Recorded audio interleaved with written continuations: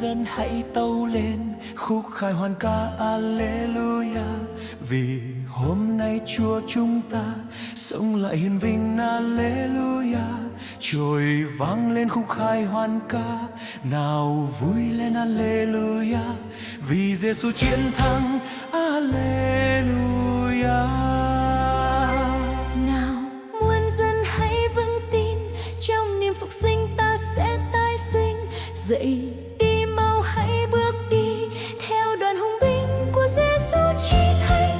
Nhập đoàn cùng Giêsu chiến thắng, Ngài sẽ dẫn ta đi về miền đất hứa đẹp tươi. Ngài phục sinh từ trong cõi trên, để phục sinh phàm nhân hư mất, vì vốn đã sinh trong tội nhân. Người toàn thắng bóng đêm tử thần, và giải thoát thế nhân lỗi lầm, đưa về vùng trời tươi sáng hy vọng. Nào muôn dân hãy tâu lên khúc khai hoan ca Alleluia, vì hôm nay Chúa chúng ta sống lại hiền vinh Alleluia. Trôi vang lên khúc khai hoan ca, nào vui lên Alleluia, vì Giêsu chiến thắng Alleluia. Nào muôn dân hãy vững tin, trong niềm phục sinh ta sẽ tái sinh. Dậy đi mau hãy bước đi, theo đoàn hùng binh của Giêsu Chí Thánh. Nhập đoàn cùng Giêsu chiến thắng, Ngài sẽ dẫn ta đi về miền đất hứa đẹp tươi.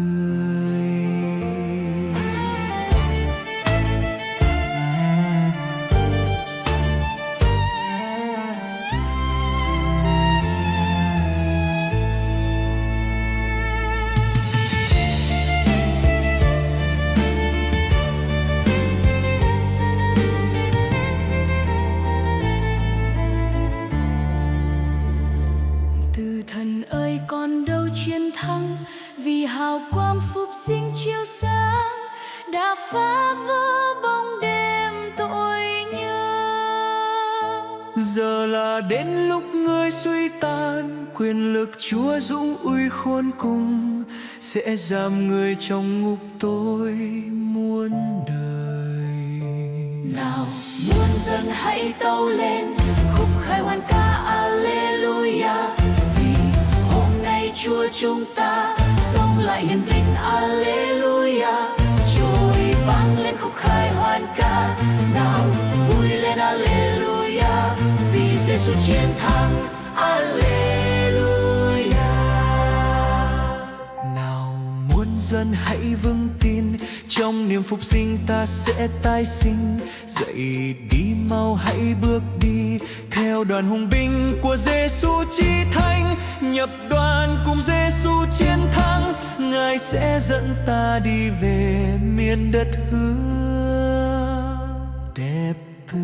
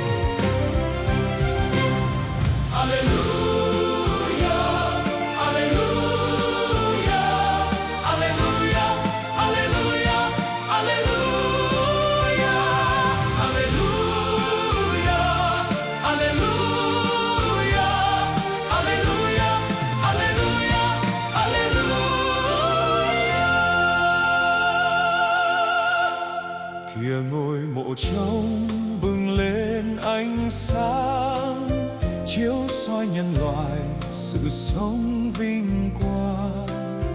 Chúa đã sống lại hiển vinh khải hoàn, thế giới hoan ca Alleluia. Từ trong cõi cõi chết Ngài đã phục sinh, ánh quang ngập tràn tỏa khắp nhân gian.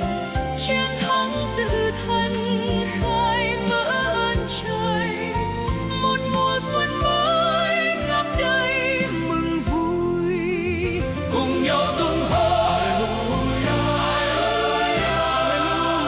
ánh sáng tràn hòa, vang khúc hoan ca phục sinh. Ngài đã sống lại hiển vinh, đẩy lùi bóng đêm tội lỗi. Sự chết giờ đã tan biến, nở hoa phục sinh đã tỏa hương. Khúc hoan ca tấu vang xa, chúc khen vua hài hòa. Tạ ơn Thiên Chúa, tạ ơn Ngài phục sinh, từ nay thế giới sống trong hiền vinh. Đời con có Chúa rạng ngời lòng xót thương, ánh sáng phục sinh soi chiếu rạng ngời.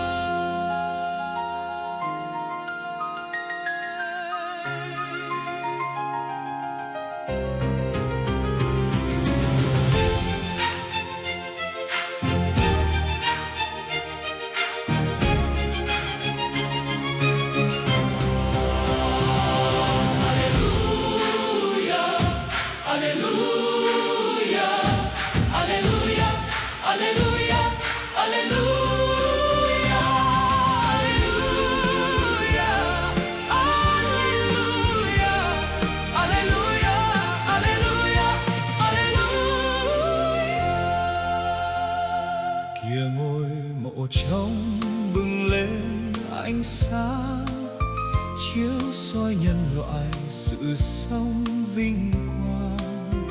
Chúa đã sống lại hiển vinh khải hoàn, thế giới hoan ca Alleluia. Từ trong cõi chết Ngài đã phục sinh, ánh quang ngập tràn tỏa khắp nhân gian.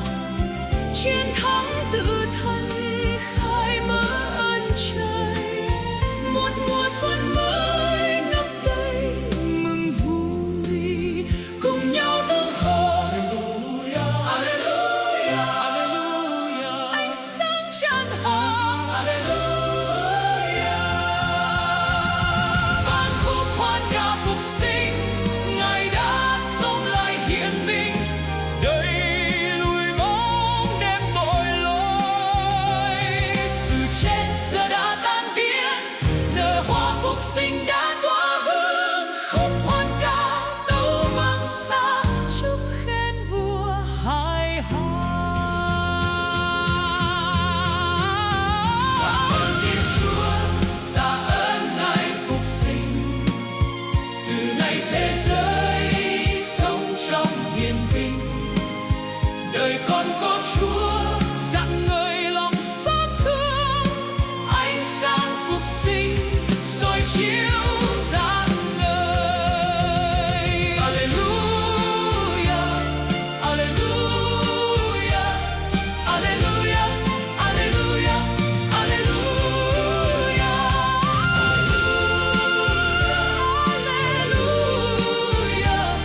Alleluia, Alleluia, Alleluia.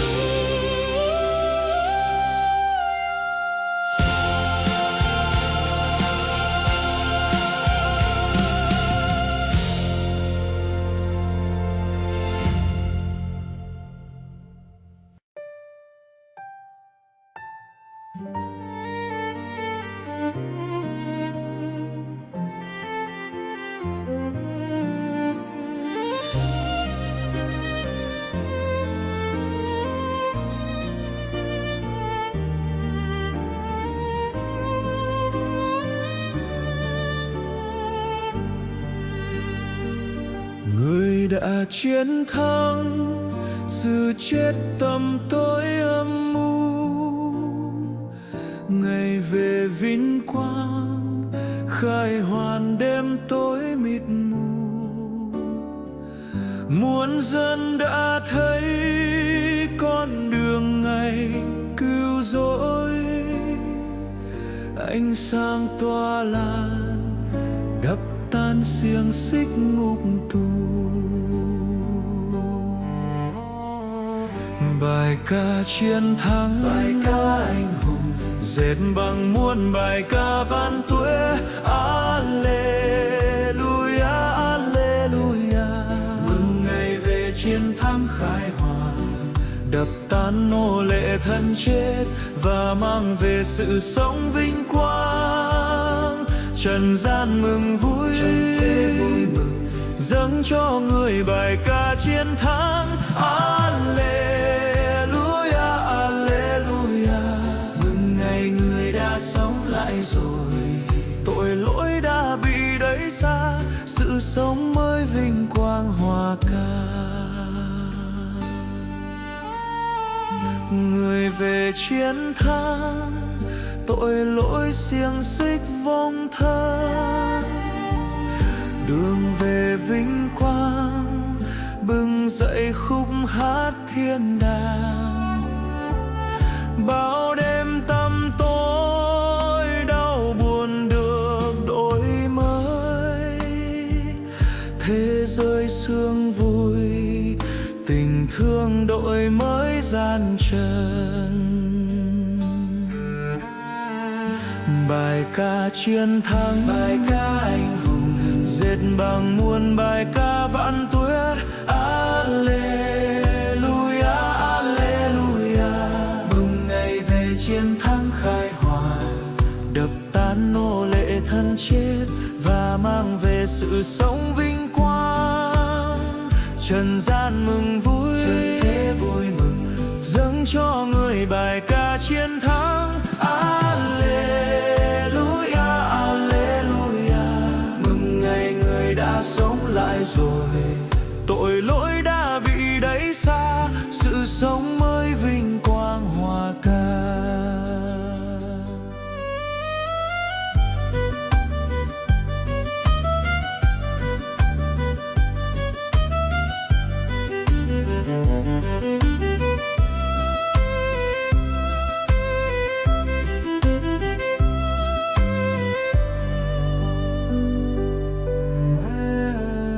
Bài ca chiến thắng, bài ca anh hùng, dệt bằng muôn bài ca vạn tuế. Alleluia, alleluia, mừng ngày về chiến thắng khai hòa, đập tan nô lệ thân chết và mang về sự sống vinh quang. Trần gian mừng vui, trần thế vui mừng, dâng cho người bài ca chiến thắng. Alleluia, alleluia, mừng ngày người đã sống lại rồi, tội lỗi đã bị đẩy xa,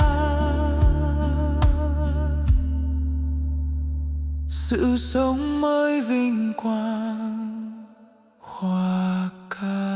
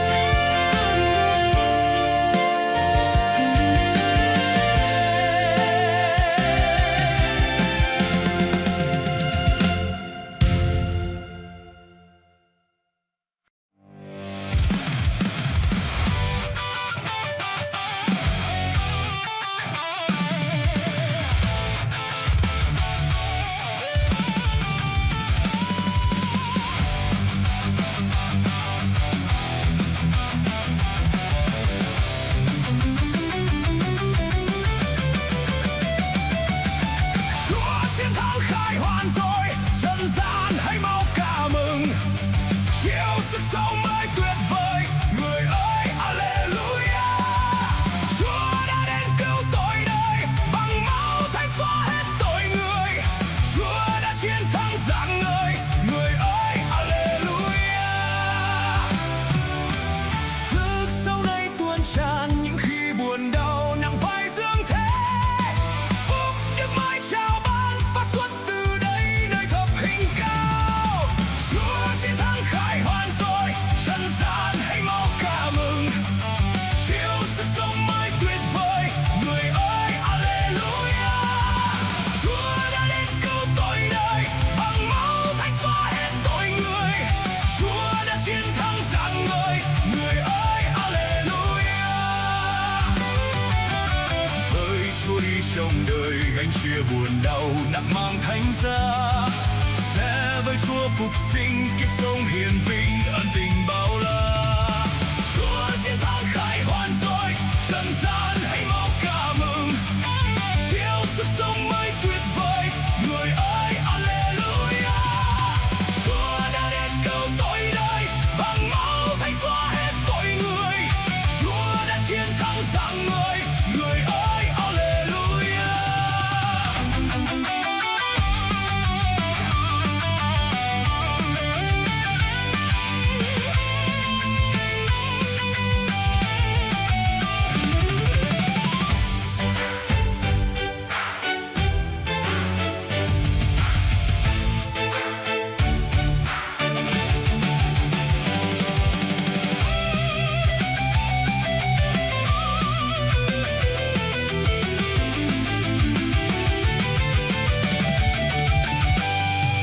Hãy kiếp đi loan truyền báo tin phục sinh, mọi dân mọi nước biết sống với tình thương, biết xóa hờn căm, xóa dịu tai ương.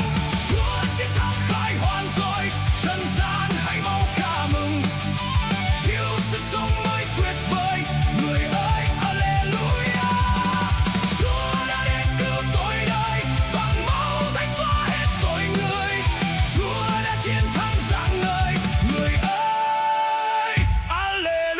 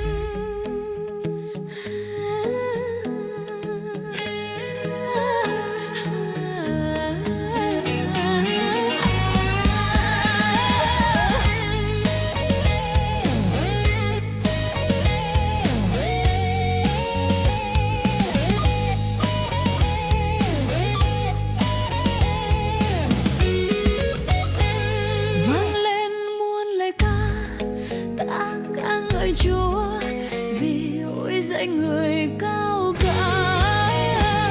Chiến mã với kỳ binh, Ngài đã quăng chìm đáy biển.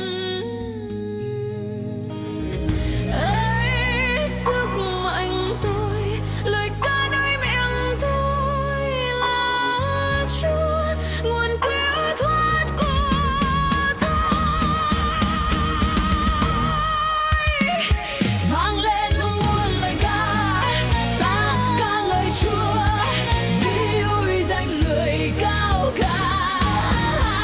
Chiến mã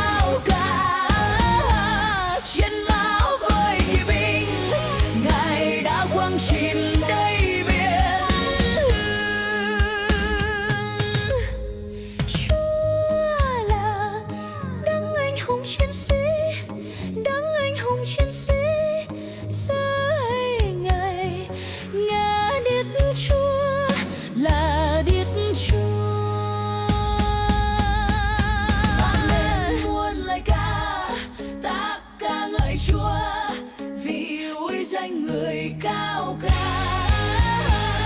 Chiến mão với kỵ binh, Ngài đã quăng chìm đầy biển.